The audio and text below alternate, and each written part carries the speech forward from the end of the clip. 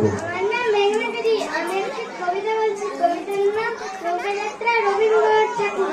মধুমাছি ওই যে নৌকাখানা, কাঁটা আছে রাজগঞ্জের ঘাটে, কারোর কোনো কাজে লাগছে না তো, বোঝাই করা আছে কেবল ঘাটে। আমার যদি দেয় তারা নৌকাটি, আমি তবে একসঙ্গে দাঁড়াতি। কাল তুলে দিন 4টে 5টা 6টা, মিথ্যে ঘুরে বেড়াই হাতে হাতে। আমি কেবল যাবো একটি বার, 713 নদীর পার। তখন তুমি কেঁদো না মারা জানো, বসে বসে একলা ঘরের কোণে।